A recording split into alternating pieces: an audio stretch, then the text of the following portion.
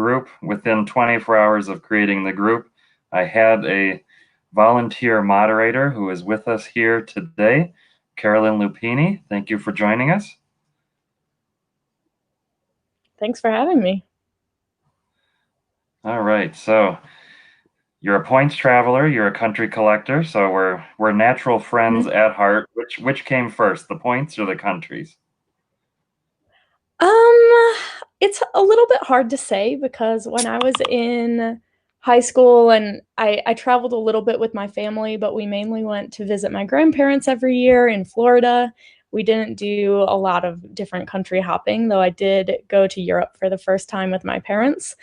So I always knew that I liked to travel, but I didn't really realize that travel could be affordable for a long time. So I didn't I didn't ever really think that traveling to far-flung parts of the world was a feasible option. So I actually think that I would say the points part came first because that's what made me realize that traveling could be something that I could afford to do on a pretty regular basis. And what were your original travel goals? You learned about the points. What were the targets before you suddenly said, I'm going to go everywhere? That's a really good question. I don't know. I don't think I really had any specific travel goals. I think I just liked going to new places and trying new foods, meeting people, learning about different cultures. And I think my first big travel goal was actually to beat Lee Abamonte's record of being the youngest American to visit every country. He was 32 and some odd days when he broke his record, I believe. And I think I was 22 at the time that I wanted to break the record. So I had 10 years. But since then, the record's been broken multiple times, and I no longer can break the record. And I'm actually completely fine with that because I'm loving my slightly slower pace of travel now. Yeah, it's amazing how what's the age has dropped. You said from what, 32 years to what, 19? Or I'm not even sure. I think is Lexi the youngest currently? I think Lexi is the youngest currently, but I don't remember how old she was when she broke the record. I think that was last year or the year before. I don't know. It all blends together. Yeah, and a teaser for tomorrow. Lee Ebamonte is our guest for our happy hour on, actually not tomorrow, on Friday. He's joining us on Friday, so we look forward to seeing him and hearing his stories. He's been dining out and drinking out on that achievement for some years, so he's got a whole collection of interesting stories to go with that. So you're taking a slower pace. So what do your trips look like? It still varies quite a bit, but I work online and I work full time while I'm traveling. So realistically, to be able to see a place even a little bit, I kind of have to spend about a week there because I work 40-ish hours a week. So that means I basically have my evenings and my weekends to see and do things. I would say I spend probably on average anywhere between 7 and 14 days in one place, though I do have longer trips um, where I'll stay longer in just one place.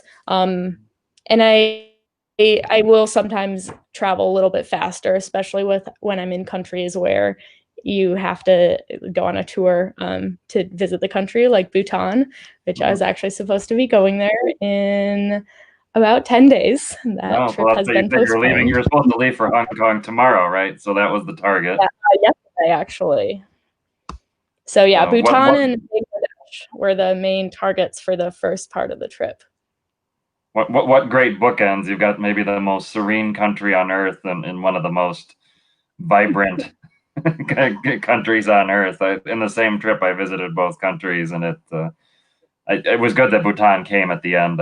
I think as I showed up in the middle of the night in Bangladesh and had no arrangements. I just knew there was a train station that I was trying to get a train north, and it was a fun time during a festival for them. And by the time I made it to Bhutan, I did need to decompress a bit.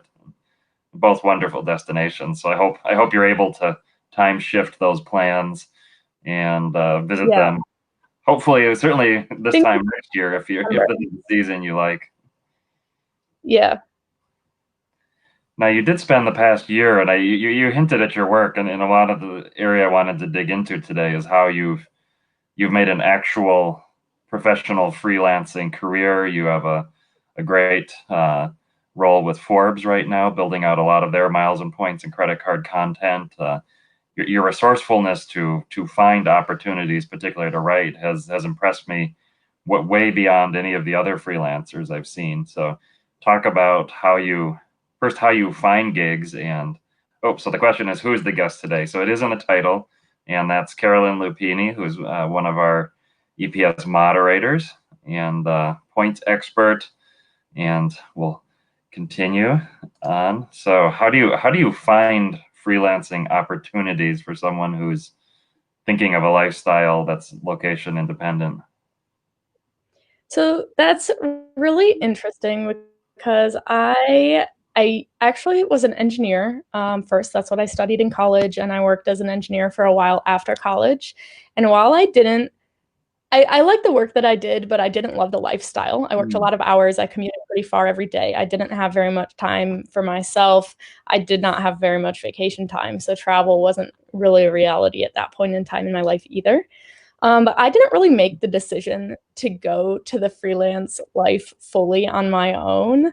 I it's always kind of weird to tell this story because it was not the best time in my life, but it led me to a really great point.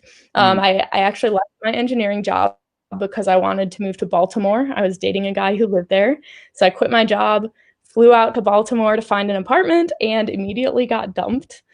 I Oh, did not want to move to Baltimore anymore, and I also didn't have a job anymore. So I redeemed my frequent flyer miles to go to Asia for the first time. I went to Cambodia and Vietnam and spent 6 weeks there because since my ticket was basically free to get there, I only paid 80 or $100 round trip in taxes. I knew I could live there very cheaply and that those 6 weeks to figure out what I wanted to do going forward, it would basically cost me a lot less to do that there than it would to stay in the States and do the same that's thing. amazing. Some people would have just booked a ticket right back home, and you just said, I'm out of here. That's incredible. Yeah, so I spent some time in Asia, and that's I think when I really fell in love with traveling. I mean, it was my first solo trip. So I knew that I liked to travel, but I had never solo traveled before, and having the freedom to do anything and everything you want on every day and you don't have to take anyone else's wants or needs into consideration was really liberating. And after that, I had already been writing about points and miles on Actually, my own how blog. did you tell your parents that? I'm curious. You They call, hi, were I'm no longer in Baltimore. I'm on the way to Cambodia. So I did come back to Michigan on my way. Okay. But yeah, they were pretty supportive. They knew that my whole life plan at that point in time had gotten derailed. So they were pretty supportive of what I wanted to do. And they were like, well, whatever, it's only 6 weeks. Mhm. So I'd been writing a blog just for fun about points and miles stuff, just to share the things I learned with my family and friends. Mhm. But it didn't make money. It wasn't like I ever thought that being a writer was a reality, especially because I don't even really like to write that much. But after I Mhm. came back from Asia, I got my first couple of freelance jobs. I did award bookings for Award Magic, and then I got a job writing for Frugal Travel Guy.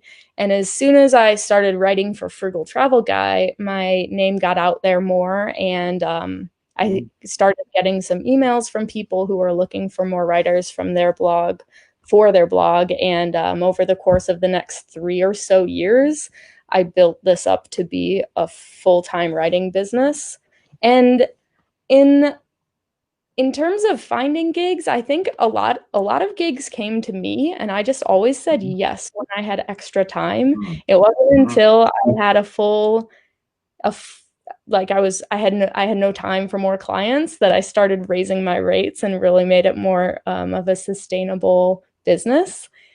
Mhm. But I think one thing that really helped me be successful and continues to help me is that I always like to have conversations with people, even if it's not necessarily something I'm interested in right now, or Mhm. even if I don't think they're going to be able to pay enough. or something along those lines. I still always like to make connections with people because you never know where that will lead in the future.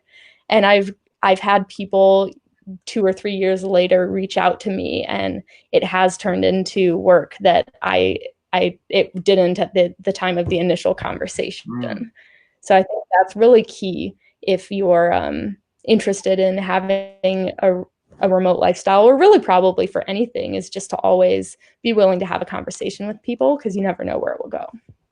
Yeah, that follow up does seem key. I mean, I see in the blogging points blogging world that the ones either writers or bloggers that are the most financially successful, the most traffic, are the ones who will reply to an email or a message almost instantly, and the ones that should actually be replying and should be looking for the work are often the ones that don't that don't ever respond or turn up. I can see how that can quickly distinguish you. I wanted to drill in on this part about, I mean, certainly in a corporate job, it can be agonizing for someone to get the courage to go for a raise.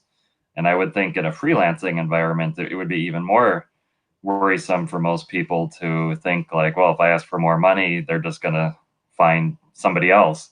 So how do you mentioned raising your rates. How do you do that? So when it's with new clients, it's a lot easier because I can look at what my range of pay is for all of my current clients. And usually for a new client, I wouldn't accept something lower than whatever my lowest is at that time. Though there are times that it makes sense to make exceptions. There have been projects that I've been especially excited to work on over the years, and or work with a team that's starting something new. And in those cases, sometimes the money just isn't there to pay the same rates that some of the bigger names are able to. So there's more to the equation than just money. But Mhm. usually I would just look at whatever my lowest rate is at the time Mhm. and try to make my new lowest rate slightly higher than that. And in terms of talking to current clients, I usually would once a year look at the range of rates of all of my clients and how much work I was doing for each one, and look at when I last asked for a raise with that client, or the last time they gave me a raise, because I have had clients proactively give raises in the past. And it never hurts to ask. Like, the worst thing Mhm. really that can happen is that they'll say no. If they Mhm. like your work, they're not going to find somebody to replace you just because you ask for more money. But if they say, we don't have more money to pay you, then it's just you have to decide whether or not it's worth it for you to continue with that client or not. And certainly, and then this ties into a question from Kelba, who says, "What service do you offer?" So a lot of the work you do is around writing for blogs and news websites such as Forbes on frequent flyer programs. And certainly, I think of us in the points community, we've seen how much websites struggle to find people who can write about points programs coherently and authentically. You look at a site like the Points Guy, and we can pretty much all say this handful of people actually live and understand the points, and it's obvious in their writing, and others are doing it because it's a writing job.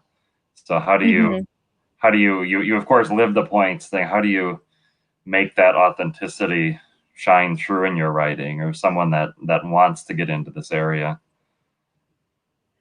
It's honestly not something that I ever really try to do or have thought about doing. I think I love points because and miles because of what it's allowed me to do. I would not be able to have this lifestyle, and I wouldn't have been able to have so many of the experiences that I have had, like flying Emirates first class, for example, without points and miles. Like, some of the things that I've done, and even just the amount of travel that I've been able to do over the past 6, 7 years is more than I probably could have ever imagined doing in one lifetime. So I can't help but be excited about points and miles because that's what's allowed me to do this with my life. I think that is an important point, that so much of the point stuff is, it's one thing on paper, and then it's a totally different thing when you actually try to use it. Like somebody will say, Amex transfers to Aeromexico, and their award chart is is really good. It's the award prices are cheap, and then anybody who actually has attempted to book those awards, whether they speak Spanish or not, has found out that it's almost a myth to find to successfully book these award tickets that on paper look so attractive. Well, and I think part of it for me too is since I have my engineering background, I've always loved numbers and optimization. And so there's a huge part of that that goes into the points and miles world too. And I think sometimes I take it to a bit of an extreme, as I think most other points and miles people would say they do as well. Like there was one time I was really into the idea of flying Etihad first class. And I booked an award from the Middle East back to the US with 4 connections. So I could fly Etihad first class, and instead I could have spent fewer miles, and flown with only one connection on Qatar Airways in business class. And I love Qatar Airways business class. So it would have been a much faster experience to get home, but still would have been, I think, almost as enjoyable without the extra hassle of all of the additional connections. And that experience made me realize that it's not always about optimizing the value of the miles. It's sometimes you have to find a balance, and if it's going to be less of a less difficult of a travel day, it's maybe not worth going significantly out of your way for one of these aspirational products when there's something else that's much more convenient that's going to be still really very nice.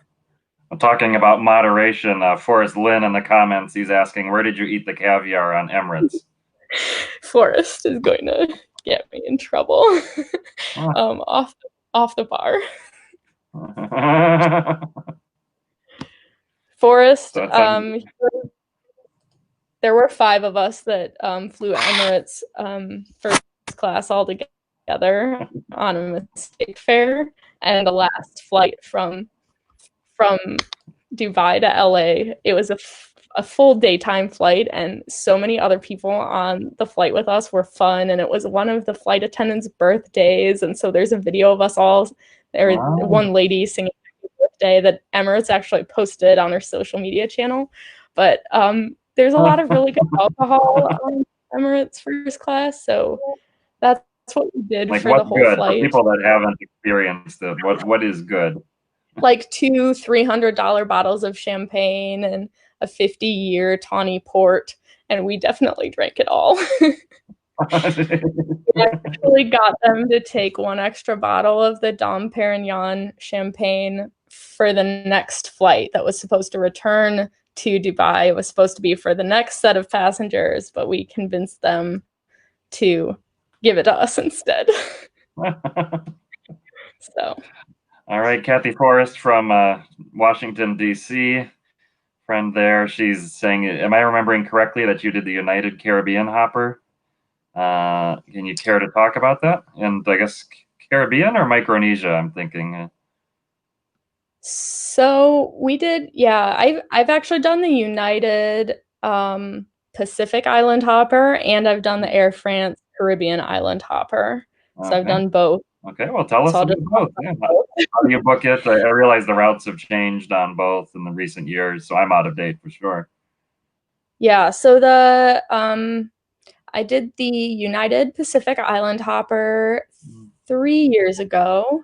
Actually, almost exactly 3 years ago. It was in April, I'm pretty sure. And that was actually also a mistake fare. There was a $300 round trip from Newark to Manila, and it went via Honolulu with an overnight layover there, and then the Pacific Island hopper the following day. And I believe that the return flight was actually from Beijing. It wasn't from Manila, and it worked to return to anywhere in the United States. And the flight was a little over $300 round trip, so it was a really good deal. So we flew from Newark to Honolulu, spent like 18 hours there, just eating poke and hanging out on the beach. And then we did the island hopper the whole next day. And there were, I believe, 6 of us on that trip that did it all together, Mhm. including Aaron. And then when we were in the Philippines, we went scuba diving for a couple of days. And yeah, the island hopper was really cool. It was a really long day because it's all on a, you're spending the whole day on the plane, and it's a Boeing 737. So I've definitely never spent that many hours on a 737 in one day. For those not familiar with the route, could you explain it? You started in Honolulu then, and Yeah, so it starts in Honolulu and it ends in Guam. And depending on the day you go, I believe it makes either 4 or 5 stops in different islands in the Pacific along the way.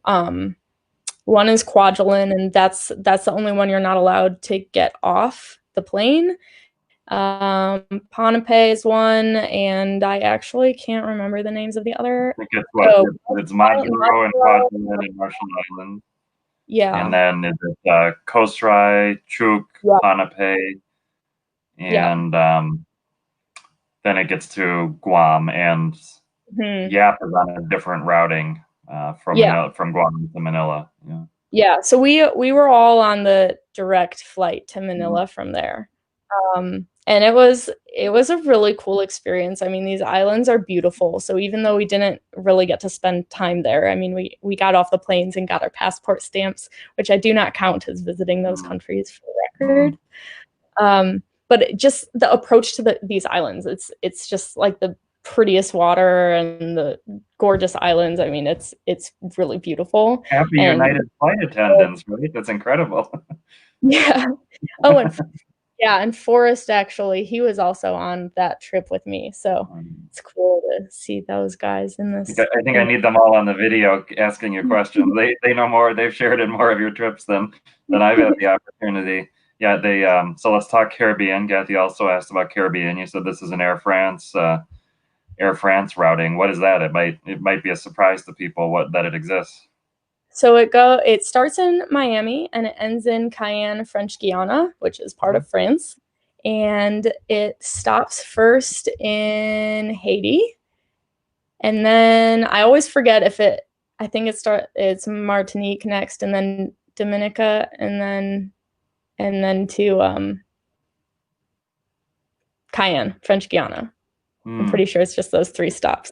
I should have looked at all my flight itineraries before this It seems like they before this have some chat. versions, like also like Dominican Republic and Haiti and on to Paris. It seems like they change that almost seasonally, what they're operating Yeah. and how many of them. Yeah, I think so. And then British Airways also has a Caribbean island hopper that goes from I think to the Bahamas first, from London to the Bahamas, and then uh, Grand Cayman after that. I don't know what happens after Grand Cayman. I think Um, they had two. I think they had one. Yeah, that's the Bahamas, Grand Cayman, and the year I was booking it, they switched things around. They had another that went, I think, from was it St. Kitts to Antigua? I'm trying to remember, and that was like a 777 for a 5 minute flight that you could book first class if you really wanted to yeah, to book it. yeah. So the Caribbean island hopper that I did, it starts in Miami. It doesn't go to France. So it's a European configured narrow body aircraft. I don't remember if it was a Boeing or an Airbus. So you have like the European configured business class, which is really weird to see leaving out of Miami and going through the Caribbean. And so I did that trip actually also with Aaron, and he flew from Minneapolis. I flew from Detroit, and we met in Miami and overnighted there at the airport. We Mm. didn't get a hotel because it was like a 7-hour overnight layover. So Aaron said in the comments that it is possible to spend the night in lounges in Miami if you ever feel so. We did it. Yeah, and then the island hopper it's pretty chill. It's not as long as the Pacific Island hopper, and it's still really nice, like really good views of the islands in the Caribbean, and I really enjoyed it. Fantastic. So mistake fares, a few of the comments mentioned are about mistake fares. So what are mistake fares? How do you find them? How do you take advantage of them? How do you jump on them, I think is the phrase. Yeah. So basically, mistake fares come come up because there are sometimes errors when the airlines enter in their fares for their flights. So sometimes they'll leave off a zero, sometimes it will be a currency conversion error, sometimes it's only on a specific online travel agent, like it will only show up on Priceline or something, but not on Orbitz. So it varies. And usually they get fixed very fast because airlines don't like to be giving away tickets for less than they want to sell them for. In terms of finding them, I would say my best. Oh, yay, Aaron. Hello. I'm going to let him take over the interview because he knows all your deep, dark travel secrets. So, yeah, the airlines tend to try to fix the mistake fares pretty quickly. And in terms of finding them, I would say that my best resource is probably the flight deal and fairdealalert.com. They both publish daily deals from various cities, and they're not always mistake fares. They're usually just really good deals, really good sales. But also, mistake fares, I would say the next best place, or probably the best place to look, is Twitter, just because they are so timely. And whenever you see a fare that just seems like it's too good to be true, it probably is. So book it right away and then figure out the rest of the details later, because if it's a flight from the US, you always have the opportunity to cancel your flight for up to 24 hours after you book it. And the Department of Transportation used to make airlines honor tickets if they sold them, but that unfortunately isn't really the reality anymore. They will allow airlines to cancel tickets now as long as they do it within a reasonable amount of time, and they have to reimburse you for any non-refundable travel expenses. So over the past 2-ish years, we've seen a lot of mistake fares get canceled. And in fact, there was just one last week or so to Australia for about $350 round trip, but it did not get honored. I think it was Air Canada, maybe. I don't remember. It might have been American Airlines. It was Air Canada. Canada. Okay. Yeah. So one of the fun things as I've heard about. So hi, I'm Aaron. So one of the fun things that you've done, I think, pretty aggressively, more than a number of other people, is piecing together different itineraries and different tickets on airlines. And I recall one time when you were trying to make something like a 30-minute connection in Heathrow across 2 different tickets work. It would be interesting if you could talk a little bit about how oh God, now we're really off the rails. It'd be interesting if you could kind of talk about your experience doing that, and what are the risks, how you think about that, if you've gotten burned sometimes. Yeah, because I think that's something that a lot of people are hesitant to do, and maybe rightly so. So maybe talk about the London thing first. Okay, so I'll tell the story first. Basically, I went to the Caribbean with Aaron. We went to St. Martin and to Saba, and I think that was just a really good sale fare. I think it was maybe like $300 round trip or something to St. Martin. Does that sound about right, Aaron? We wanted to go to Maho Beach and get blown Yeah, away. we wanted to look at planes. Let's be real. And then I had another mistake fare that went from from Prague to Tokyo via Paris on Air Canada. That I think was something like $140 or something like that in economy. So I had to get myself from St. Martin to Prague. And I was able to find a mistake fare from Miami. And luckily, my return flight from St. Martin was supposed to go through Miami anyway. So I found a really good fare. I think maybe it was $200 or $300 one way from, trying to remember, from Miami to London. but then it connected to somewhere else, but not to somewhere I wanted to go. I can't remember where it was, but I needed to be in Prague. And because of the timing of these trips, I had to be in Prague that day. So I redeemed British Airways Avios to fly from London to Prague. And there was only one flight with availability, and it left me with like a, I don't know, 30-minute connection or something in London, which is way too short to connect in London Heathrow. But there was economy and business class availability. So I was like, okay, well, maybe if I book business class, they'll hold the plane for me.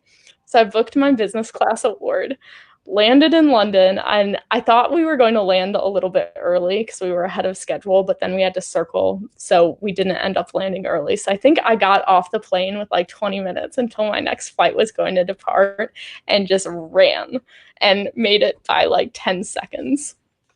But I normally would not do something like that. Forrest can attest to this, that I like to have like leisure time at the airport. I want to go and enjoy the lounge. I do not want to break a sweat at the airport. I just want to have a nice relaxing time and definitely make my flight. So the number of times we've almost missed our flights, Caroline, I'm calling BS on that.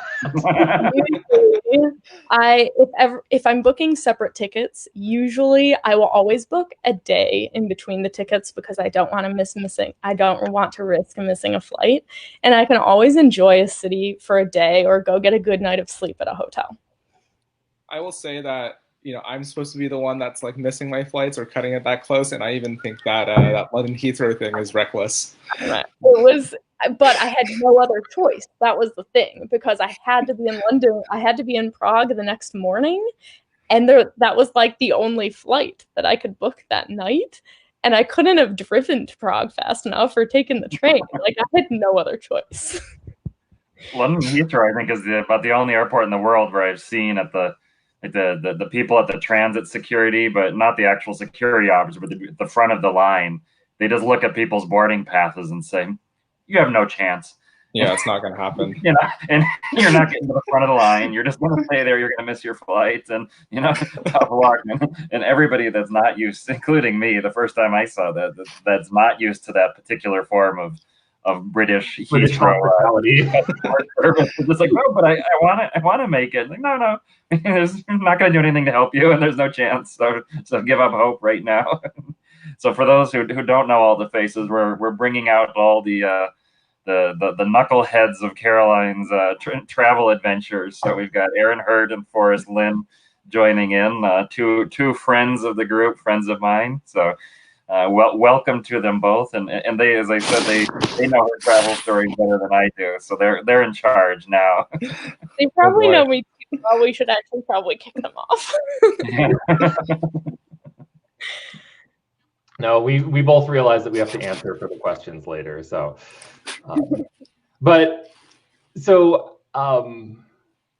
yeah. So actually, another thing that you've done quite a bit on your travels, and Stefan has done this a lot as well, but a lot of people are hesitant to, is using other forms of transit, right?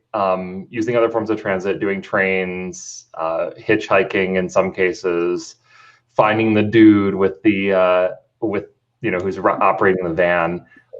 Maybe you could share some stories that would be useful to people who maybe are comfortable with the international travel thing, but not so comfortable jumping into a tuk-tuk.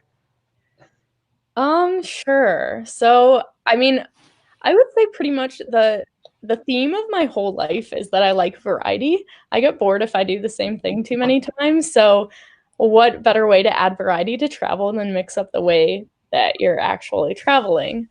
And the thing I find, which I'm sure that you guys all agree, and most of people, and if not everyone in every passport stamp, is that people are really friendly as a general rule and willing to help. So I know Aaron and I, after we flew the Caribbean island hopper to Cayenne, we traveled overland through Suriname and Guyana, and eventually flew out of Georgetown, Guyana. And some of the overland transit was especially challenging because so first off, the ferry between Suriname and Guyana was just broken.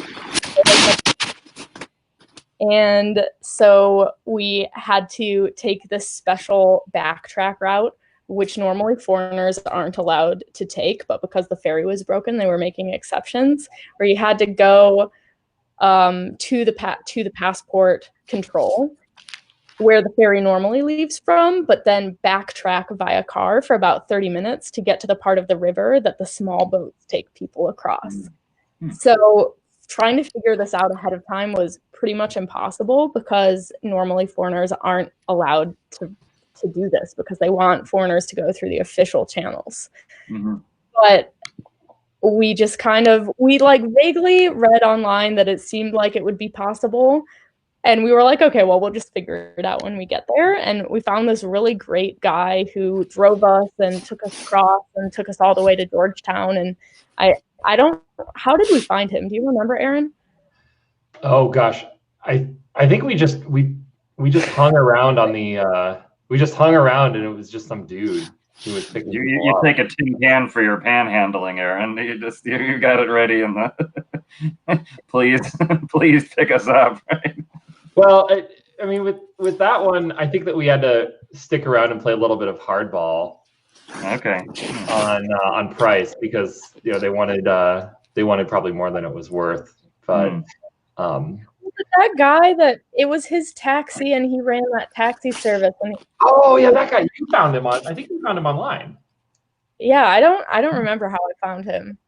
No, no, I think it was through every passport group, every passport stamp. I think you asked somebody in the group or some other group on Facebook, and it was every passport stamp. Yeah, and I think they gave you some breadcrumbs. So, that's probably one of the things that people should remember that they can do. Like, there are people in this group who have done these obscure trips, and there are people who have a dude somewhere that they can connect you with, who can get you from place to place. One of the things that people should remember that they can do. Yeah. And then the other one was actually more of a challenge, though. Heading from Cayenne to Paramaribo, we thought that was going to be the easier part of the journey, but we just were having no luck lining up any kind of transportation, and we played around with the idea of renting a car. But then we knew we would end up on the other side of the river and not really have a plan from there. And I just got a whole bunch of phone numbers from online and started texting people using Google Translate to translate it into French. We had a rental car at the time, and we returned it, and we just waited there for the one guy that replied in French that he was going to come get us. And so we were like, okay, here we go. Yeah. It worked out, though. Yeah. I guess kind of resourceful. Yeah. Yeah, kind of segueing from that, you've had quite a bit of experience renting cars in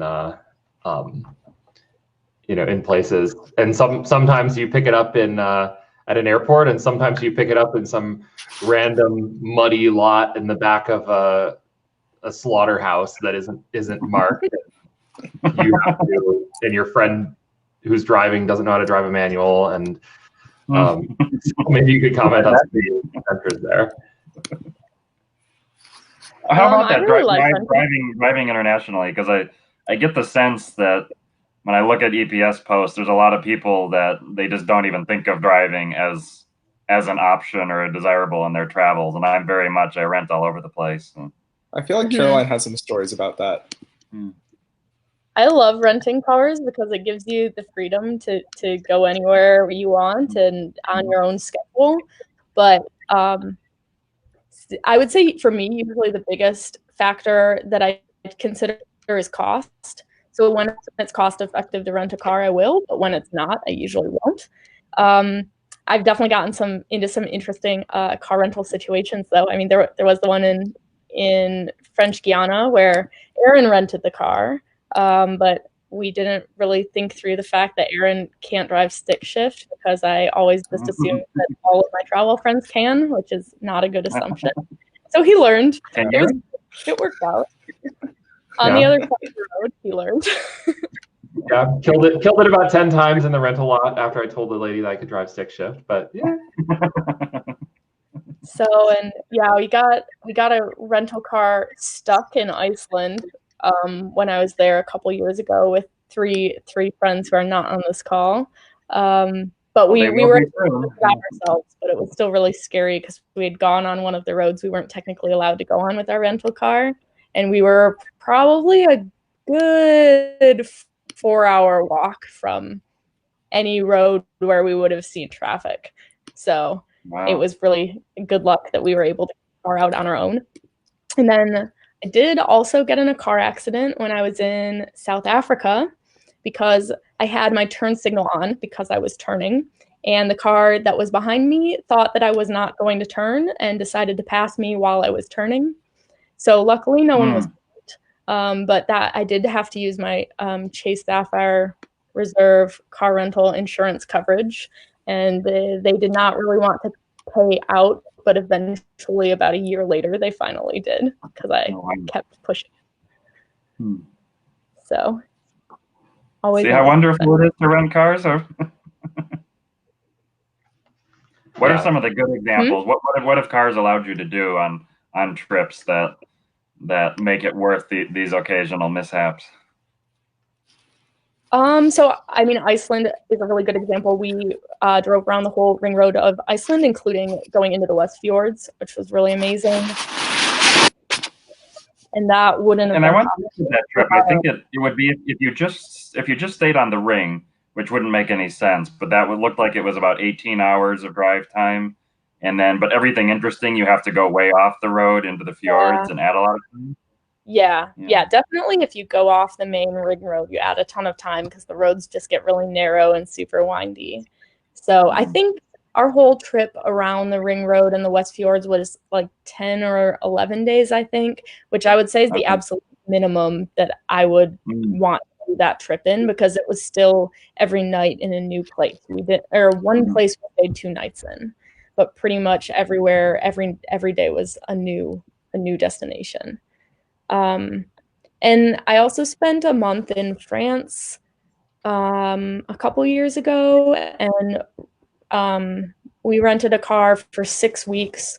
It was a little over a month in France, and then a week in Germany, and then a little bit more time back in France before we flew out of Paris.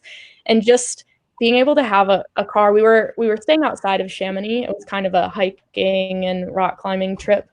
So we needed a car to be able to get around to the things that we wanted to do. And it kind of felt like we were almost, it was almost like we lived there by the end, because we had our regular places where we went for groceries and our climbing crag. And because we had a car, we had the ability to just kind of live life like people normally would there. Yeah, when I've been in Western Europe, as you mentioned, in Central Europe, I've looked at all these trains and different options, and I've never seen the costs add up as well as some of the rental cars are incredibly cheap. And a lot of the places that interest me are, say, World War I and II battlefields that are way out of towns, and it would be prohibitively expensive, or trying to link up to day tours that I have no interest in, rather than sometimes these European rentals can be like 7 or 10 euros a day almost. And gas is expensive, but I just can't imagine doing it anyway. In Europe, one other really interesting thing that you'll find is, so since my trip was like 6 weeks long that time, the car rental insurance was a really big consideration, because I believe the Chase card caps your rentals, caps insurance for rentals at 35 days. The Amex Platinum, which has an extra fee to be able to have the rental coverage, caps rentals at 45 days. And ours was maybe exactly 45, or maybe it was 46 days. It was kind of right on the border, and I just didn't want to risk it. So buying the car insurance through the car rental companies really adds up. So I found that the car manufacturers in Europe, some of them have this like auto rental buyback program for foreigners, where, because the VAT, the value added tax, is so high for new cars, what they're basically able to do is sell a car to foreigners for a short period of time. I think the minimum is maybe 3 weeks and the maximum is maybe 6 months. and you don't ever pay the full price for the car, but you pay you pay an amount that basically works out for a rental, and you get a brand new car when you rent. It has unlimited miles, and there aren't the same restrictions on second drivers as regular car rentals have. Okay. I think we got our rental for 6 weeks for like a touch over €1,000, and it was one of those things where it could have been a little bit cheaper to rent with a car rental company, because I did have a second driver, and you never really know for sure how they're going to charge for a second driver. Like sometimes it's free, and sometimes it's some lower price, and sometimes you have status, so they waive it, and sometimes it's like $20 extra per day, and so then it's outrageously expensive. So because I didn't know how that was going to fall, and also because of the insurance issue, the auto rental buyback program ended up being a pretty good deal. And it was awesome to have a brand new car. Like I don't own a car right now, and I'll never buy a new car. I don't know if I'll ever even own a car again. So getting to have a car that was like my new car, and I even had the title in my name, it was pretty fun. So Fantastic. That's a good thing to look into if you need a long rental in Europe and have some of these other considerations like extra drivers or insurance. How do you find those programs? It's with dealers, with the manufacturer direct? It's with the manufacturer direct. I can't remember exactly what the details were, but I'm sure if you Google auto rental buyback program, the information will come up on it. So for people who I read about a year or so ago that there's like one part in the Volkswagen, I think it's Volkswagen, the catalog of all their worldwide parts that you cannot get in America. And all these to repair a car, and these Volkswagen aficionados want it. It's a sausage that they that they make, and it's in their parts catalog to order. So that's the only thing I know about dealing with European car manufacturers. But Forrest, what are you asked about the caviar? What else can we dig up from Caroline's travel past? Who's your favorite travel companion? I'm not answering. Oh, that's tough. It's my friend Liz. Ooh. Taking the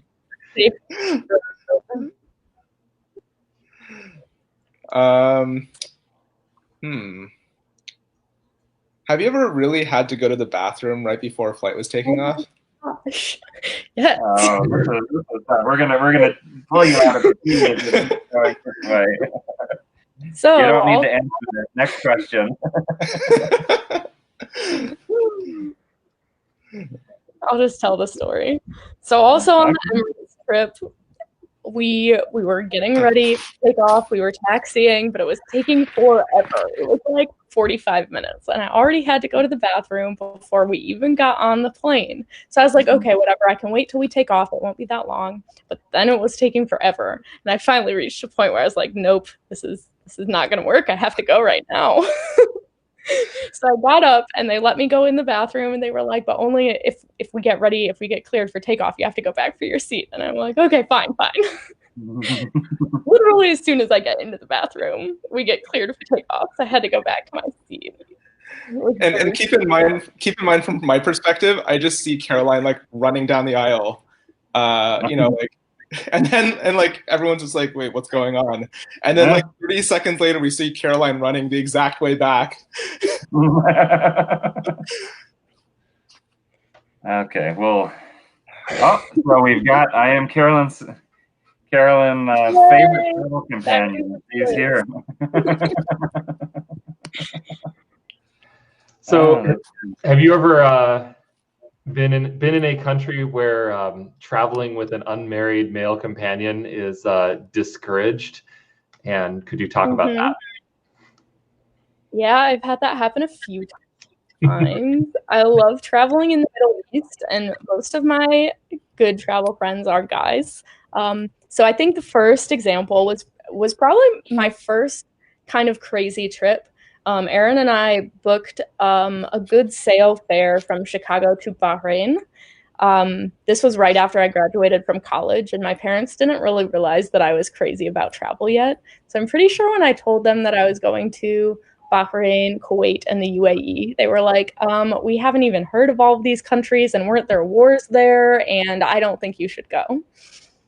But anyway, I went, and it was really funny because Aaron booked half of the hotels and I booked half of the hotels. So any hotel that he booked, they called me Mrs. Heard.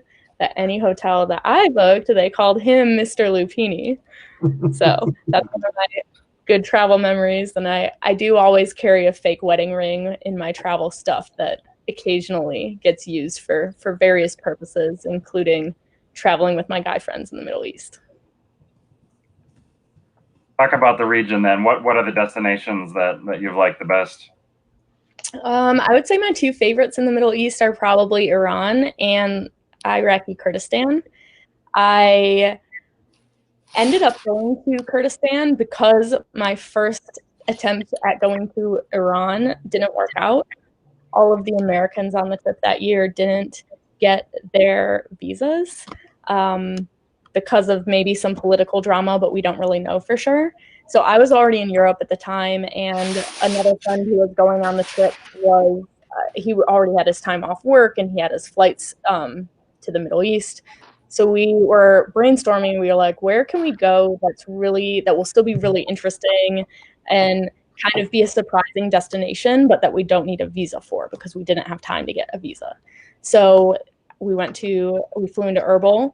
It was actually, I think, 4 days maybe after the Mosul offensive started. So that was a really unique time to be in Iraq. And my parents were also not very thrilled about that trip, though generally they're pretty fine with my travel, but they were just worried because of ISIS and war and all that stuff. So it was interesting to be there though during that time because that region of the world was center stage in the international news, and we were traveling as tourists, and for the most part, life went on as normal for everybody who was there. So it was interesting to see the contrast between what was on the news and what we experienced while we were there. And of course, we weren't in Mosul, so we didn't see the worst of what was happening. But it was just really crazy to be that close to where that was happening and just realize that everyone continued living their lives. Fantastic. And then the following year, I did get to go to Iran, finally. And Iran is one of my favorite countries I've visited. I really hope I can go back someday, preferably not on a tour, because Americans have to go on a tour. And I like to have a little more freedom than that. But it was still a really awesome trip. And I love the food there. And all of the local people I met were really friendly. And it's just a lot of really good memories from that trip. Oh, that's fantastic. So you haven't heard, what is your UN count right now? I've been to 87 UN countries. Okay. And have you planned, some have a master plan. It sounds like you're a bit more, what you go where the interest takes you at the moment? Yeah, I have kind of a tentative master plan. Every 6 months or so, I kind of look at my next 5-year plan and sort of move things around as things happen. And usually by about a year before, I have a pretty good idea of where I want to go for the following 12 months. But then things like coronavirus happen, and then everything gets messed up. And so I'm kind of in a not planning stage right now because I don't know when it will be realistic to be able to believe that I'll be able to complete my plans again. So I was supposed to go to like 14 new countries this year, I think, but who knows what will ultimately happen. Let's talk about your experience last year. So you spent much of the year learning Spanish, as I understand, in a few bases. So tell us about that. I kept dreaming to learn Spanish, and Equatorial Guinea was the end of my dreams. I wasn't going to be motivated after that. I basically came to this realization that I had been saying for many years that I wanted to learn Spanish and had never taken the steps to do so. And so last year, at the beginning of the year, I decided that I either needed to make some serious steps toward realizing this goal, or stop talking about it, because there's no point in continuing to say that you want to do something if you never do that thing. So I think it was in May, I went to Mexico for 3 weeks to study Spanish in Mexico City. And then I had a friend's wedding back in the States. And then I left at the beginning of July to travel with Aaron. And we started out in the Caribbean and non-Spanish speaking South America. But after that, I spent almost the whole rest of the year in Spanish speaking countries, mainly Peru, Bolivia, and Colombia and Costa Rica. And I studied Spanish, I think, all together for 7 weeks after Mexico. So 10 weeks, including Mexico. And all of my Spanish classes were either 10, 15, or 20 hours per week. So it's pretty significant time dedicated. I definitely still would say I don't speak Spanish very well because I get nervous and I don't like saying the wrong thing. So I need to still build up some confidence with speaking, but I understand it a lot better than I did, and I can read it fairly well, and I can write all right. So I would say I'm impressed with my progress. I don't consider myself very good at learning languages, and I think I've done very well considering that I've only been really working on it for a year. Many of us have been to the destinations you mentioned, but what's your perspective for a longer term stay? What were the real highlights of those longer stays? And I really like Peru. I think Peru has a great food scene, and that's one of my main motivations behind traveling. I like trying tons of local food and street food, and I like fine dining, and I like budget eats. It's kind of like the whole spectrum. So Peru has a really fantastic food scene, and I really liked it there. And yeah, I mean, Mexico City also has a really good food scene, and I think Mexico City very quickly became one of my top places to potentially live in someday on a slightly more permanent basis, because I just think that city has a lot to offer. It's really interesting, great food, prices are really good, and I liked everyone I met there. expand on that a bit. What neighborhood you were based in? I think there's a lot of concerns about safety generally, but it struck me as it seems much more safe and regulated. There's women's only cars on the subway, for instance, that from my view look like they would be fairly safe. Yeah. So I forgot the name of the neighborhood that I was staying in, but it was right in the center, like where everyone, like the most kind of touristy center In part of Reforma, the city, maybe, the safest part. No, it was close to there, but I can't remember.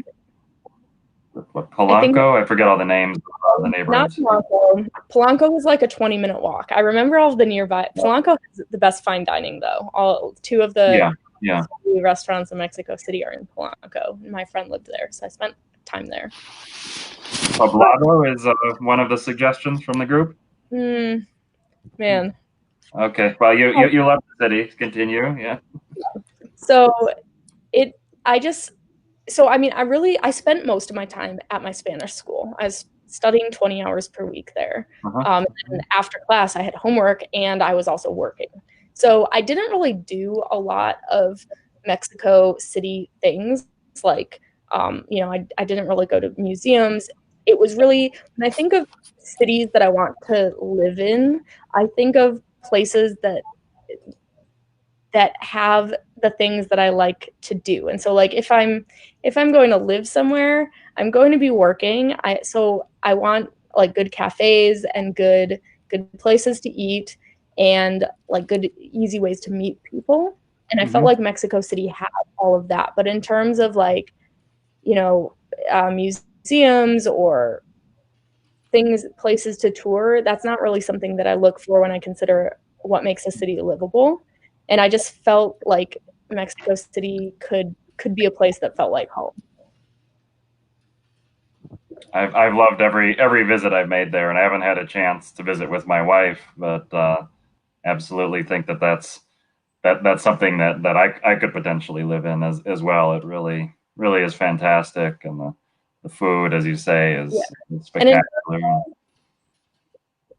In terms of safety, I was there the first week with two of my guy friends, but the second 2 weeks I was there on my own. I walked outside by myself, and I mean, I wouldn't have, same as everywhere. Like I wouldn't walk outside by myself at night typically, pretty much anywhere. And so I wouldn't do that in Mexico City either.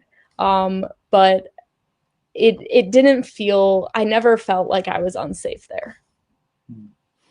That's great to hear. And, a lot of good points hotels. I like the Hilton Reform. I often stayed there on business trips, and the access to the old city, fantastic. But and the archaeological museum, I think, is one of the best museums in the world. So you didn't go there for sights, but it is a place with tremendous sights. And in Peru, expand more. You said that where were you based? Maybe I missed. Yeah. So I flew to Cusco, and I met a bunch of friends there, and we hiked one of the Inca Trail alternatives, the Choqquequirao Trail. It goes to a sister city of Machu Picchu that is much more difficult to get to because it's a 2-day hike to get there. So it's not as excavated as Machu Picchu, and therefore somewhat less impressive, but it's still insanely impressive, and there are like 5 people there. So it's in my opinion way better than Machu Picchu because you don't have to share it with thousands of other people. And then we continued to hike in the name place. Choqquequirao.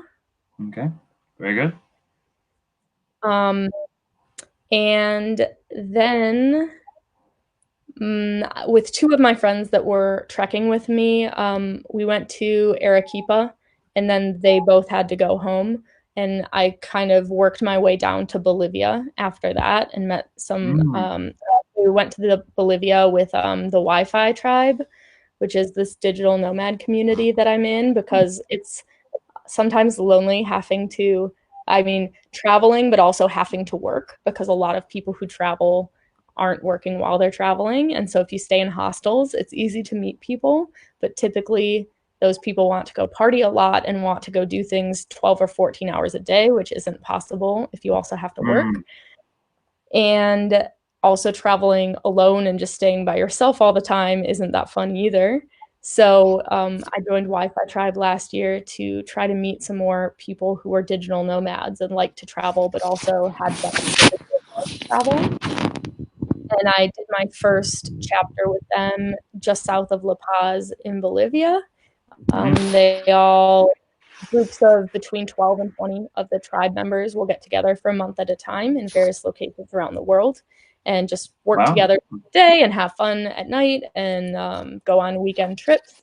So I did that in Bolivia, and then I did another chapter in Costa Rica in December last year. How on earth can you be productive in that environment? I would be perfect at enjoying all the socializing of this tribe thing, and I would get absolutely no work done. So it's easy because everyone else cares about their jobs, and they know that their jobs are what allow them to have the lifestyle that they have. So you just like have to work, because otherwise you're not going to be able to keep having the lifestyle that you love. So I don't think it's overall that hard, though on individual days sometimes it can be very challenging. So is this how do you join? There's a fee, an application? I would think it'd be some vetting so you don't just get the partiers, right? Yeah, so you have to apply, and then if you get through the first the written application, then there's a video interview. And I have heard that they let in only around 1 in 7 people. There are 800 members altogether now, and they're still growing for a little while longer, though they do think that they're going to cap the maximum number of active members at some point, just to keep the community to a reasonable size, and so that it's still really possible to form these good bonds with the other members. And I think if you get through the interview and decide to join, I think it's a $300 join fee, just one time, and $100 of that goes toward your first chapter. And the chapters, I think, start at around $1,000 a month for a shared room. So it's definitely not as cheap as I could travel on my own, but it's really about the community and about meeting people that have the same values. It sounds fantastic. If you can share a bit more in a post, I think people will be interested in That's how I learning met Liz, actually, in Costa Rica in December. So, and we talk every day now, so it's great. I don't know. I can't even remember what my life was like before I met her. Oh, wow, that's incredible. Yeah. Forrest, we're going to give you another chance. Third strike if you something fun, informative that doesn't have her running down the aisle in an emergency. Yeah, Forrest, please.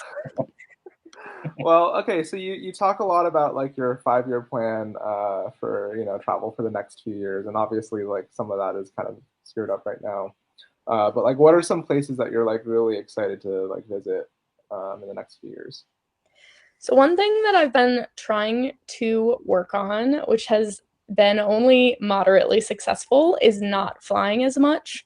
Because even though I'm good at finding deals and I have points to get effectively free flights, it still adds up. And also the time spent and the time lost to due to like jet lag really adds up. And so I think 4 years ago or something, I flew 160,000 miles in 1 year, and I was like, never again. This is way too much. But even though I've gotten my yearly mileage now down to like 80,000 miles, I still kind of feel like it's too much, and I really want to focus more on individual regions each year. So again, we'll see what ends up happening. And this year got crazy because my friends convinced me to book mistake fares that we're not even going on now. So this year was those are just Asia and Australia.